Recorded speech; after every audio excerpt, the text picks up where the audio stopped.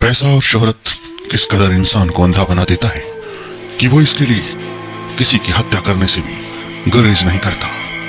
आज हम आपको एक ऐसी ही पॉप सिंगर की कहानी सुनाएंगे जिसे सुनने के बाद आप भी हैरान हो जाएंगे।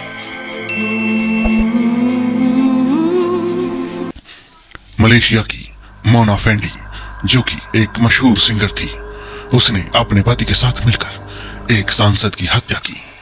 इसके लिए उसे और उसके पति को फांसी की सजा भी मिली, लेकिन अमीर बनने के लालच में उन्होंने जो खूनी खेल खेला उसने पूरी दुनिया को हिलाकर रख दिया।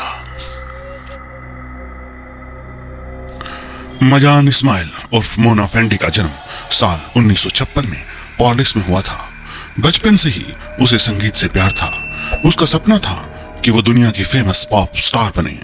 शुरुआत में उसने छोटी छोटी जगहों पर प्रोग्राम किए, लेकिन उसे कोई खास सफलता नहीं मिली। इस बीच उसकी जिंदगी में मोहम्मद अफाना अब्दुल रहमान नाम के शख्स की एंट्री होती है, जो उसका बहुत बड़ा फैन था। वो उसे फेमस बनाने का वादा करता है। उनकी दोस्ती होती है जो आगे चलकर शादी में तब्दील हो जाती है। मोहम्मद मजान को प्यार से मोना कहता था। उसने मोना पर जमकर पैसा लगाया, एल्बम भी जारी की।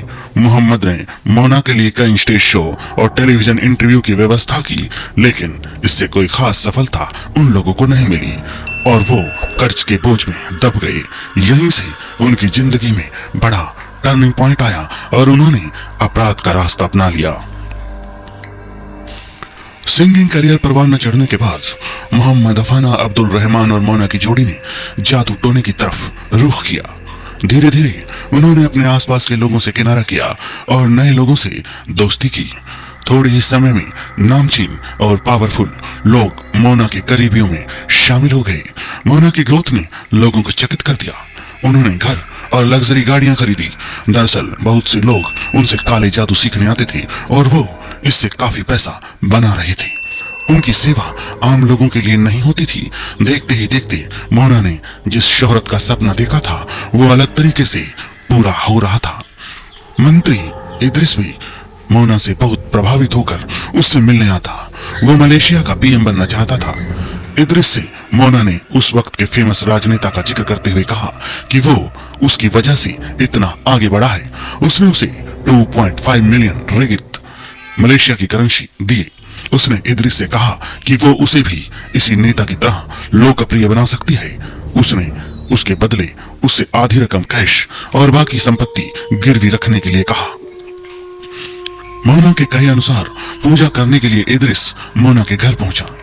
मोना की बात मानते हुए वो बिना कपड़ों के फर्श पर लेट जाता है, आंखें बंद कर लेता है। उसने उसकी छाती पर एक फूल रखा। मोना की सहायिका जुरैमिन इद्रिस की गर्दन पर हमला करती है और उसका सिर अलग हो जाता है। इसके बाद इद्रिस के शरीर के 18 टुकड़े कर दिए जाते हैं और उसकी खाल निकाली जाती है और कुछ को वो खा जाते हैं। बाकी शरीर को वो घर के पास दफना देते हैं। इद्रिस की मौत के बाद वो बेखौफ घूमती रहती है। मंत्री की हत्या करने के बाद मोना ने नई ब्रेंच कार खरीदी और कॉस्मेटिक सर्जरी भी करवाई। वहीं मंत्री के लापता होने की खबर मिलने के बाद जांच शुरू हुई। जांच में यह बात सामने आई कि इद्रिस ने लापता होने से पहले अपने खाते से पैसे निकाले। मोना तक जांच पहुंची, लेकिन उसके खिलाफ कोई गवाह या सबूत नहीं थे। बाद में एक नाटकीय घटनाक्रम के तहत जुरैमी को पुलिस ने गिरफ्तार किया, जिसने इद्रिस के कत्ल के ऊपर से पर्दा उठाया। बाद की तलाशी के दौरान मोना के घर में इद्रिस के शव के अवशेष मिले। इसके बाद 1995 में मोना और उनके पति को तुरंत गिरफ्तार कर लिया गया। 1995 में अरेस्ट होने के बाद मोना और उसके पति को जब भी कोर्ट में पेश किया गया तो वो महंगे कपड़े पहनकर आते थे। वो कहती थी कि मेरे कई फैंस हैं। वो ऐसा महसूस करती थी कि जो सपना उसने बचपन में देखा था वो पूरा हो गया है। साल 2001 में जब उसे फांसी पर लटकाया गया तब उसके आखिरी शब्द थे, मैं नहीं मरूंगी।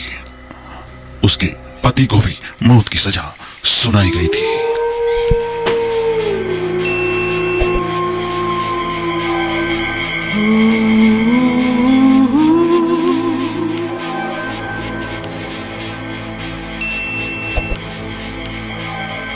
Ooh.